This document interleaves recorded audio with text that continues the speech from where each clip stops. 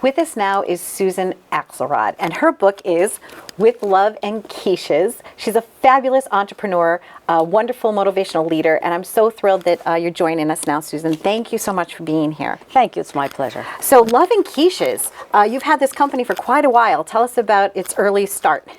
Well, I started in my home. It was 40 years ago.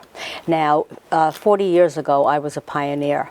It was when I was expected to be home, have my children, maybe teach school for a few years, and then just become a housewife. But I was a pioneer. What I did, I had my house license as a food processing plant. My only credential is that I was a really good cook. What I was going to do, I wasn't too sure. But I started hawking my quiches. How I even decided on that product, I'm not too sure. But before I knew it, I had a tiger by the tail, and then the rest is history. So I started going around in my neighborhood. I was the cook, I was the buyer, I was the porter, I was the delivery guy. And I started, before I knew it, I had 10 or 15 customers. After that, I had 50 customers. Then we started moving in the metropolitan area, the New York metropolitan area. I put quiche on the map as an alternative to a hamburger by knocking on 1,000 doors. Then we moved up and down the eastern seaboard. Then we moved across the country. Then we started moving across the world. Now that, of course, took 4 decades. And here we are today. 40-year overnight success, right? 40-year overnight success. And this big, beautiful, delicious dessert. So besides quiches, you make all types of things, correct? Yes. Okay, so what's on your menu? We have a full line of bakery products. We make, of course, quiches. We make cheesecakes. We make chocolate cakes. We make brownies. We make bread and butter pudding. We make tiramisu, all sorts of dessert products. And we service restaurants from fast food to the finest hotels all around the world. We have distributors in Russia, we have distributors in Morocco, we have distributors in Japan, and they sell our products to the same white tablecloth restaurants or cafes or Starbucks type places that we do in our own market. Did you have any vision when you were a young girl growing up that you would grow up to be this version of Susan Axelrod? Yeah. No, I think my only credential was that I could cook.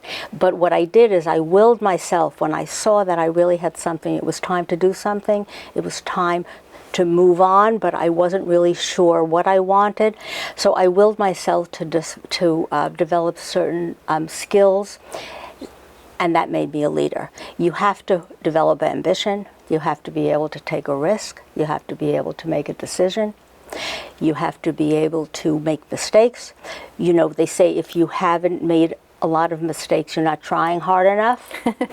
And then we had to make a decision and never look back. And you have to learn to be a leader. And as the organization grew, I had to make sure that they never knew how scared I was, because there's a lot of things that happen when you're in business that you have no control of. There was 9/11. There are commodity debacles. There's recessions, and you have to learn. Shortage on eggs. Who knows, right? And you have to learn to thrive and survive, no matter what the situation is. You have to know what you're doing. You have to be marching in one direction with all of your employees, and they have to be better than you are. And that's how you become a leader. You have people that are better than you are in their particular areas. And I know when you select the talent acquisition for people that work at your company is a little unique. So tell us how you go about finding, what's your secret to success for pulling together a whole team that you have? Well, you need to, I consider my organization as all cogs in a wheel. There's research and development, there's quality assurance, there's operations, there's logistics and purchasing. And we all have to be marching in 2 steps. We all have the same skin in the game.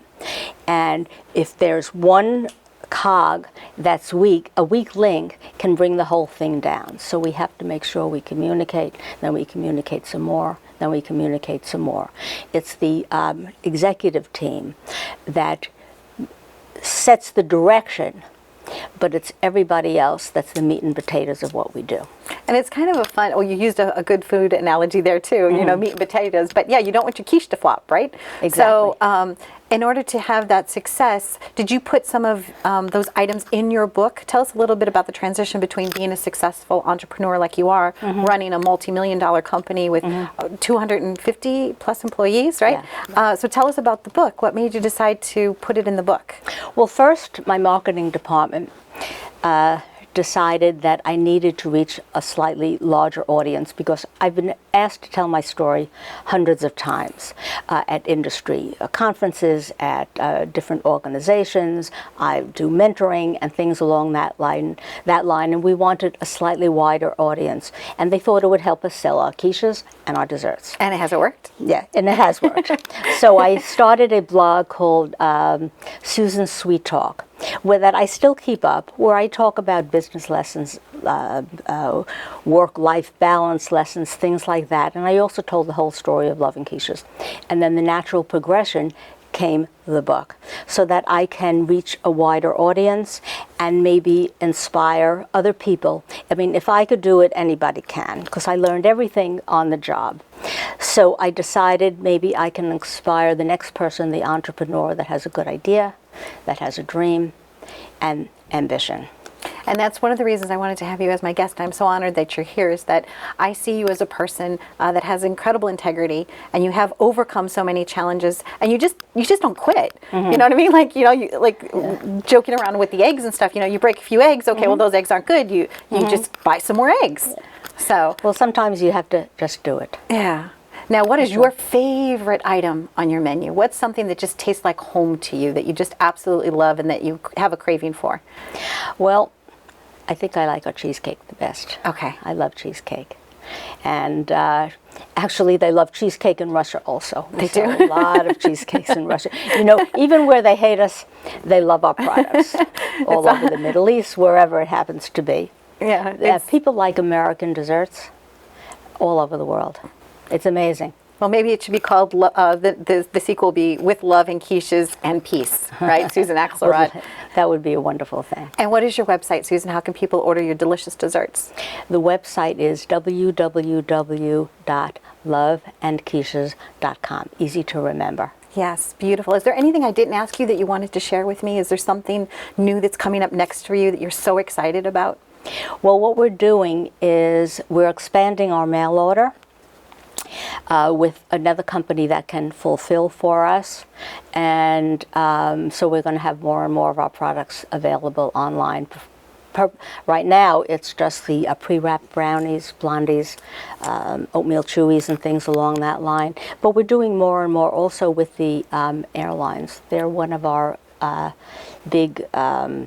big customer bases. Oh, that's wonderful. Yeah, because you want to be able to have something that's, you know, kind of delicious when you're on a flight. I do travel a lot. And when you mentioned brownies, it did remind me of my daughter Elise, because when you were lovely enough to send us a couple of brownies in the book, I got home and the box was open and there was just the brownie wrapper. But she said it was fantastic. So you've probably had some of our desserts, I'm sure, because we service Delta, we service American Airlines, we service whatever. But we did, how we started, there was a whole bunch of accidents. First, we made something for Jacqueline Kennedy that she was serving at a dinner party. Then we sent it to Red Lobster, that very same product. They ordered 6,000 cases. That was 30 years ago, and that's what really catapulted us up to the next thing. Then we were exhibiting at a trade show in Chicago, and some people from one of the fast food companies that have thousands of stores all over the world. They just happened down our aisle. It could have been any other aisle. The next thing you know, they called us, and we've been servicing them with chocolate cakes and cheesecakes for the past 30 years. So we partner with our customers. It's a serendipity of it all, right? It's a lovely journey. Yeah, being in the right place at the right time, but also making your own luck. And having your cake and eating it too. And having your cake and eating it too. And I'm grabbing, I don't care, I'm sticking my fingers in this cake right now here on my own TV show. It's my TV show, and it's Susan Axelrod. Incredible. So you can all enjoy the cake later. Stay tuned for more on Live It Up, Love and Quiches. Thank you, Susan, so much. I'm going to shake your hand with my elbow. Thank you so much. It was a lot of fun. Thank you. Bye, guys.